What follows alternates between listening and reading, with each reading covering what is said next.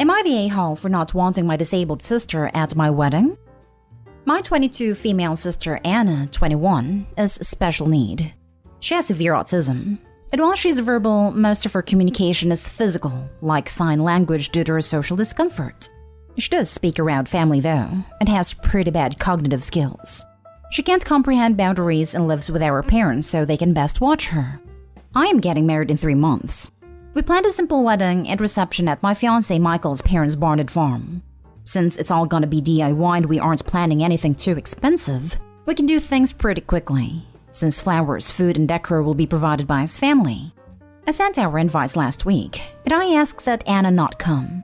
I told my parents I understood if that would mean they may not show up, but it was just a heads up. Why no Anna? She has an issue with touching Michael and trying to kiss him. At times when we were at my parents' house, Anna would try and grab Michael's hands, try to lean in to kiss him, or would have a really bad meltdowns if she wasn't allowed to be directly next to him. We've tried speaking to her, but there's only so much we can do and she doesn't really understand. I told my parents I just want one day for Michael to be my partner and not Anna's comfort person. They called me selfish and asked how I expected them to agree to something like this. They told me Anna's disabled and may never experience a wedding of her own, and while I have Michael for probably the rest of our lives, she'll have no one, and that Michael and I can be a little more understanding to the reality of her life. I feel like a total A, and what they're saying really has gotten to me, and I'm starting to question my decision. Am I the a-hole? Now for the top comments before the little update. Not the a-hole. I don't care if I get downvoted. You're right. She's incapable of leaving your fiancé alone on the only day she needs to leave him alone. Best wishes to you and your future husband. Edited to add, since this blew up, let me clarify. She needs to leave him alone every day. And that is solely the responsibility of the parents to teach those boundaries, not Opie or fiancé. I wholeheartedly agree. Opie, can you do a celebration with your sister at a later date? I understand should be on him, but at least your wedding day, he is yours and only yours. Congrats, by the way. Thank you for putting this so eloquently. I couldn't have written it better myself. Opie, you're not the a-hole in this situation, although I totally empathize with your dilemma. It can be a sticky subject to discuss disabilities, especially given a family tie, but you are not asking/acting in bad faith whatsoever. Congratulations, Opie, and here's to many years of joy ahead. Your partner deserves to not be harassed every day, but especially on his wedding day. It doesn't matter if she doesn't understand, she still can't do it. If your family won't prevent her from doing things, then she isn't allowed in those situations. Yeah, no one's talking about this. Seems like harassment. I don't wonder what Michael thinks about the whole situation. It's his wedding day too. Not the a-hole, but neither is poor Anna. It's your parents. They told on themselves because it sounds like they expect you to share your spouse with her to make her life more fair somehow. It really sounds like they've been secretly encouraging and supporting this behavior. The most charitable thing I can come up with is maybe they've deluded themselves into thinking anything to avoid a meltdown. But that way lies madness. I also think that parents are using her future husband to fill a role that he never agreed to. It's completely wrong of them. And now for the update. My parents called me letting me know they won't be coming, and that it's best I don't bring Michael around anymore since I've chosen some man over my sister. They told me that Anna wanting to kiss Michael and hug him is normal for a woman her age, and that she doesn't understand what her feelings mean. I suggested they try to redirect her during the wedding, but they said Michael's gonna be family to her, and he needs to get over it. I suggested they watch the wedding via web, and they said that's not fair, and that they deserve to see things in person. I asked if I could pay for someone with proper credentials to watch her that day while they attend, and they asked what I would do when they died, and if I'd pawn her off every time. I dropped the unfortunate truth bomb that I don't want to put any more of my life aside for Anna anymore. I did it up until I turned 18. And that Anna's not my life's responsibility and I won't be her keeper. I assured them I'd pay for her care. But if she's okay doing this to Michael, then I worry if I ever do choose to have children and what she'd do to them. They said I was sick for suggesting she'd do anything to my future children, and hung up on me. They sent a lengthy text telling me not to contact them until I could do the right thing. So that's where we are right now. Next story. Am I the a-hole for kicking my sister out of my niece's birthday party? I, male 43, met my now ex-wife while I was grieving my late wife. I was weak, dealing with bereavement and my sick son, and latched to my ex as soon as my sister introduced her as her friend. We were married for over 3 years when I caught her with my ex-friend who was my best friend, a year after my son passed away. Our marriage already had issues, but that was the last straw. She remained my sister's close friend, which is something I have no control over, but it absolutely hurts like hell. My sister and her husband lost their home and are struggling right now. They mentioned at a family gathering that they won't be hosting a party for my niece's birthday this year, which was unfair because the 16th birthday celebration is a special year for every kid. My son didn't get the chance to have a 16th birthday party, and so I decided to throw my niece a surprise birthday party at a restaurant and called my sister to bring my niece and come to the restaurant without ruining the surprise for her. My sister knew and invited some friends, which was on me as well, but I figured that after 2 years of pain, loss, sadness, then why not enjoy one evening? The family arrived. My brother was already there and we were having a great time until I saw my ex-wife approach our table. I was confused. I asked what she was doing there. She said my sister invited her. I saw red and started lashing out, telling her to leave. My sister said she wanted her there, and that I should either quiet down or leave if she was making me uncomfortable. I was dumbfounded. I asked her if she really just tried to kick me out of the birthday party celebration that I arranged and paid for, and she glanced at me then said this was her friend. I told her then she needed to take her friend and leave. She got up and told my niece and brother-in-law to get up so they could leave. But I said why? They didn't do anything wrong, and my niece doesn't deserve to have her birthday ruined like that. My niece and brother-in-law said they were staying.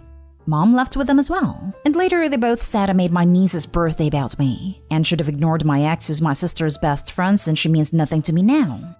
I argued that I arranged for the event and had a right to kick her out, which they called financial mistreatment and control. I replied that there was no way I'd let my ex anywhere near me after she caused damage while I was vulnerable and grieving. Mom said she understood, but I should have just sucked it up for my niece's sake instead of causing a scene. Am I the a-hole? Not the a-hole. Your sister made it all about her. She put a friendship first. I think you need to cut them all off that are trying to get you to forgive, and tell them each and every person mourns loss differently. Not only am I mourning my first wife, but the betrayal of wife number 2 coupled with the passing of my son. I'm cutting contact with folks who do not understand this and act in painful ways towards me. It is sad that people have zero empathy, and I hope they never have to deal with such loss and betrayal. And I'd cut contact with them until given a sincere apology. Also, have you gotten any counseling for all you've been dealing with? I was on the fence about whether Opie needs to cut Mom off, but I think you were right. Opie's mom lost all moral authority to chastise Opie when she left a party with sister. She put her granddaughter's feelings last, and made this an even bigger scene. Opie's mother is barely deserving of the title. To be so callous of your child's feelings after everything Opie has been through, siding with that line about financial mistreatment was the clincher for me. When you pay, you own the guest list. Want to control who comes? Find a way to be less of a financial dog plop. Not a-hole. Your sister is disrespectful AF.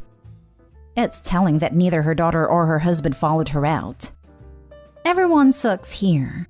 Yeah, your sister is an A for putting you there, but also what is your ex's relation with your niece? You have nothing there, and I'll be honest, most best mates I know are also generally close with their kids. Yes, you paid, but also you ruined what you claim to be a special moment for your niece as well. Her sweet 16 is gone. You should have clarified that point a bit or at least checked beforehand. Don't worry, still think your sister is also wrong. Should have told you, etc. But both need to grow up since this was about your niece. If it was your birthday or whatever, fine, throw them out, no problem. Would not be the A. But this involved someone else who may have a close connection. Maybe not, but I doubt you'd be truly informed about that. If the sister cared about her brother at all, then she'd ask her friend to stay away from the party. The fact that she not only brought her but left with her says a lot. She could have just asked her to leave and continued to celebrate with her daughter. Also, why should he be run out of a party he set up out of love for his niece? You blame Opie for not checking beforehand, but I don't think it's normal to have asked someone who betrayed your brother in the worst way possible while he was grieving your nephew to not come to this party. Next story is titled, Am I the a-hole for letting a teenage boy spend a night in jail before dropping the charges? So I feel like I'm always posting here, and here is my latest ask.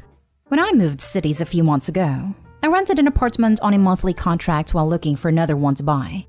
A couple months in, the owner told me that she will be putting it on the market, so she will be needing my schedule to arrange showings. I offered to buy it, and not even 2 weeks later, I was the owner of my own apartment. I live in the second floor. The first floor is owned by a family, father, mother, and 2 teen boys. The ground floor is 2 garages for cars, 1 for each owner. And finally, the roof is split into 2 roofs with an 8-foot wall and separate doors off the landing. When I bought my house, I wanted to redo the kitchen and bathroom, so I took some cookies and knocked on my neighbor's house to ask for their schedule. I didn't want to do work while they were at home to avoid bothering them. That day, I was in my balcony and heard a husband complaining about me buying the apartment. Apparently, they were planning to do so, but I beat them to it. Now, fast forward a couple of months and I have turned my roof into a garden, with raised beds for my veggies, pots for flowers, some garden furniture, and an area with some wood and outside tiles. While coming out one day, I met my neighbor and she asked to see the garden with her sons. I showed it off and thought that was the end of it. That is until I started noticing how some of my flowers were cut, the furniture was moved, etc.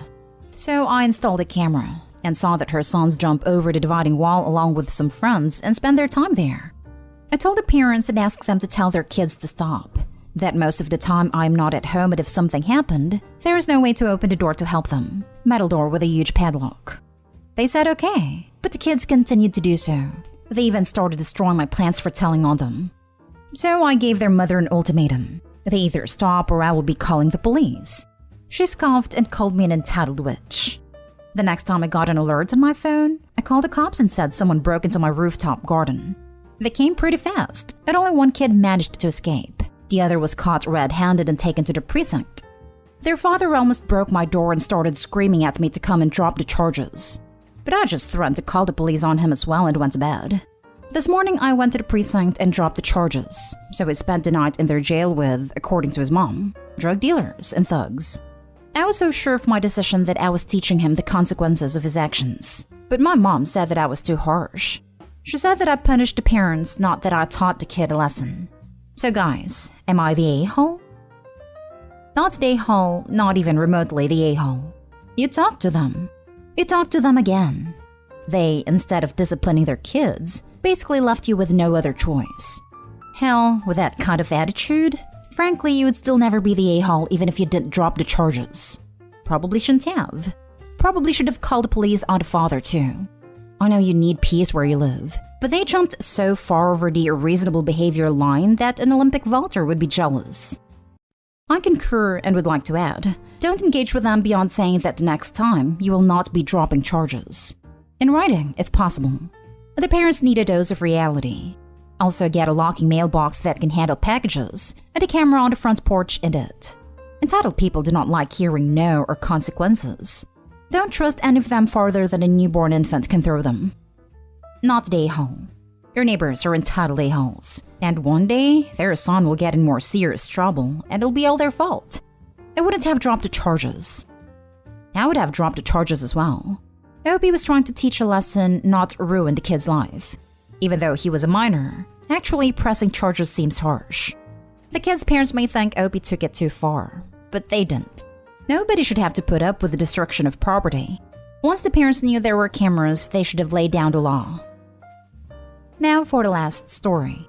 Am I the a-hole for not contributing for my ex's kids' college? For background, I was with my ex Meg for 13 years. We did not get married because both of us got married young before and decided marriage wasn't for us.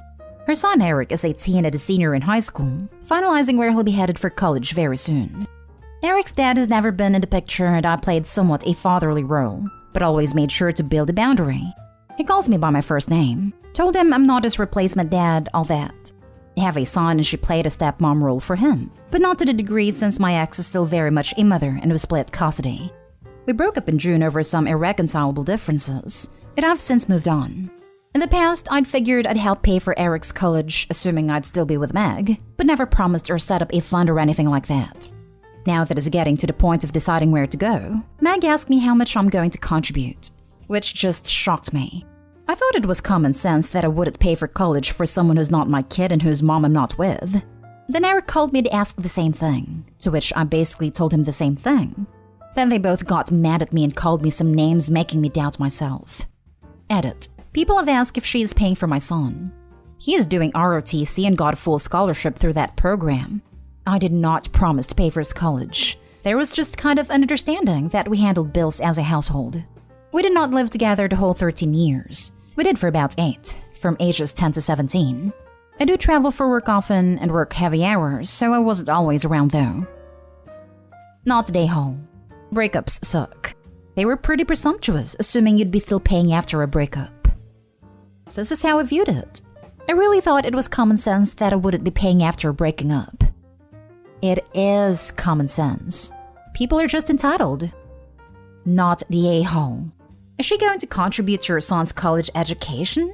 Also, she tried to guilt/manipulate you by having Eric call when you had already spoken to her. I'd limit any unnecessary contact with her, since she seems to think she/her son are entitled to your money. Not the a-hole. He's not your son, she's not your girlfriend, and you have no obligation to pay for his college. Incidentally, how much is Meg paying for your son to go to college? Funny how that works out. Luckily, he got a full scholarship with ROTC, so that pays for tuition plus living costs. Does X know this? If not, I would ask her if she plans on paying for your son's college just to see what she says. I don't really get enjoyment out of being petty. Would rather just move on.